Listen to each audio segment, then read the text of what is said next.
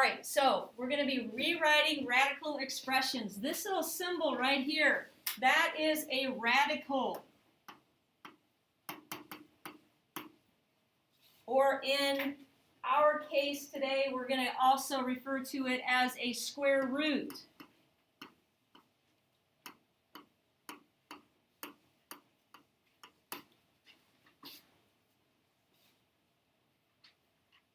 Now, we're only going to work with square roots, so you're not going to see any number out here. That's called the index. But if you took your cell phone out, and I don't want you to do that, and you turned it on its side and got the larger calculator, you would see a little 2 there with x. Okay, that's your square root button on your calculator, and they put a 2 there because what it means is to undo squaring, we take the square root. Just like to undo adding, when we solved an equation, we subtracted. Adding and subtracting are opposite operations. Multiplying and dividing are opposite operations. Taking the square root is the opposite of squaring, and we square something, we're taking it to the second power. Okay, my calculator's over there. You will only see that mark for square root. And when you get to algebra 2, you can find other roots. We could find a third root or a fourth root. So that's why that symbol is called a radical and not just specifically a square root, because this value can change. But you'll see that later on. And as I said before, if I'm going to take a number and I'm going to square it, 4 to the second power equals what? 16. And it equals 16 because it means 4 times 4. There's 2 of them to get 16. So that means that if I want the square root of 16, okay, it's undoing this. That's why we say that the square root of 16 is 4. Because 16 is a pair of 4s. There's 2 of them, and we're undoing that squaring. So the square root of 16 is 4. And a lot of times we don't think, we kind of memorize that, what the square root is, and we don't really think about why it equals that. That's why. Squaring something and taking the square root are opposite operations of each other. Now remember, earlier in the year, we got those perfect square values when we were factoring. We said if 1 is squared, it comes out to be 1. If 2 is squared, it comes out to be 4. If 3 is squared, it comes out to be 9. What was the rest of the list? What's 4 squared? 16. How about 5? 25. How about, all right, 7, 8. 64. 81, 100. And those are the ones that I wanted you to have memorized. Those were all called perfect squares because if I take any number off of that list and ask you to take the square root of it, you would probably very easily be able to tell me what it is. They're perfect squares. They have a nice square root. But today, what if, this is what we're going to learn to do today, what if I have a number that's not on that list? Can I take the square root of it? Yes. The answer is yes. We are not going to write down any decimals. We are going to simplify it or rewrite it in simplified form. And the way that you do this is you find the factors of 12. So think about what 2 numbers could I multiply and get 12? 3 and 4. Now I heard 4 and 3. I also heard 2 and 6. It doesn't matter which ones you choose to start. If I choose 3 times 4, and we are going to continue to break our factors down until they are prime numbers. A prime number is a number that only has 2 factors, 1 in itself. So 3 is a prime number. Only 3 times 1 equals 3. But 4 is not prime.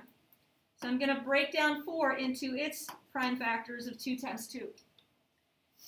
This bottom line is called your prime factorization. And you did it a few years ago, maybe 5th, 6th grade. I did this like Okay, this is prime factorization. In order to simplify a radical that's not a perfect square, we're take its prime factorization and we're going to look for pairs of factors. Remember, we were undoing squaring, so we got to have 2 of the same factor.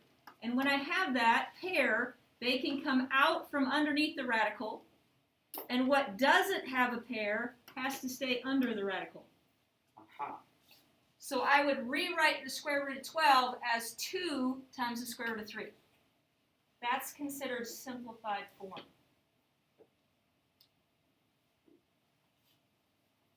Okay, here's another example. Why would it be 2 square root of 3? 2. Because I had a pair of 2's that I could circle. That means since there's 2 of them, they come out from under the radical. But 3 doesn't have a pair with it, so it has to stay under the radical. So if I try the square root of 18, think about 2 numbers that when you multiply them together, you get 18. 3 and 6. Okay, she said 3 times 6. 3 is prime, so I'm going to keep it. 6 is not prime. What does 6 break into? 3 and 2. 3 and 3. Okay, 2 times 3. So this is its prime factorization. So I'm looking for a pair. Well, I have a 3 and a 3. They don't have to be side by side to be considered a pair. I've got a pair of 3's, so they're going to come out from under the radical, and the 2 that didn't get circled stays underneath the radical.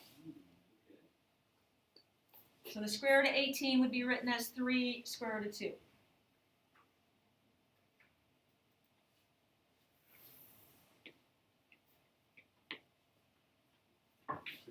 Square root of 56.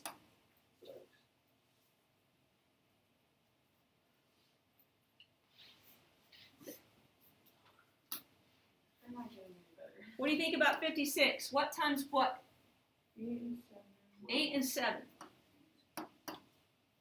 Okay, 8's not prime, so I've got to break it down into 4 and 2. 4 times 2. 7 is prime, so I'm just going to keep bringing it down. 4 will break down into 2 times 2. This 2 is prime, so I'm going to bring it down. 7, I keep bringing down. I've seen people before that when they make their factor trees, like 7's prime, and they leave it there as they break the rest of it down. I don't like to do that because I think it makes you prone to losing some of your factors. So I keep bringing everything down to the next level until everything is prime. Then I can look for pairs. Here's a pair of 2's. So that's going to come out from under the radical. Now I have a 2 and a 7 that don't have pairs. So they have to stay under the radical. And when you leave them under, we're going to not leave it as 2 times 7, but we're going to multiply that back together. And we're going to say 2 square root of 14.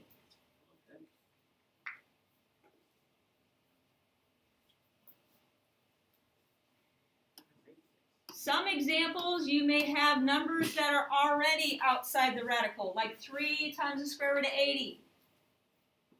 It's okay. We want to simplify the square root of 80. So what times what will give me 80? 10 times 8. Okay, 10 times 8. 10 would be 5 and 2. 5 times 2. 8's going to break down into 4 and 2. 4 times 2. Okay, 5 is prime, so I'm going to bring it down. 2 is prime, I'll bring it down. 4 is going to break into 2 times 2. And then I had 2 over here that was prime. So when I'm done, all my numbers are on the same row. Okay, I've got a pair of 2's that are going to come out and join the 3 that's already there. Okay, and then there's a second pair of 2's that get circled, so it's going to come out as a 2. It's going to join what's already there. And then you see the 5 doesn't get circled. It does not have a partner, so it has to stay underneath the radical. Now, all these things that came out, we're going to multiply those together. So we're going to take 3 times 2 times 2. I would leave that as 12 square root of 5.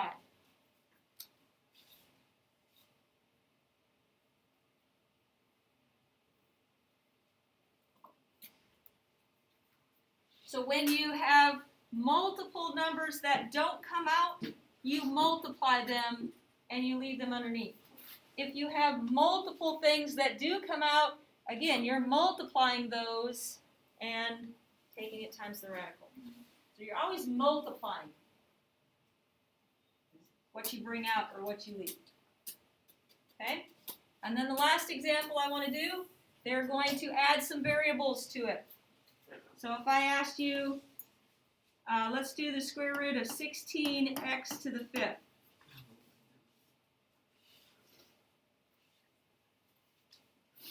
So variables can be underneath the radical as well. 16. 8 and 2. Okay, I could use 8 and 2. 4 and 4. Okay, I'm just going to choose 4 and 4 this time. Now, are 4s prime numbers? No. They're not. They could actually be broken down again. But as you get the hang of this, you can actually stop here because you have a pair of 4s. Okay, remember that was on that list, that perfect square list that we started with. The square root of 16 is 4. So I don't need to break this down into all the 2's. If I did, I would still end up with 4 out front, because 2 sets of 2 would come out. Okay, now with your variables, what does x to the 5th mean? X to the power. Yeah, there's 5 of them, right? So if I look at the pairs, there's a pair of x's, there's another pair of x's, and then there's one that has to stay under the radical. What's x times x? So you get 4x squared times the square root of x. When we multiply out here, x times x gives you an x squared.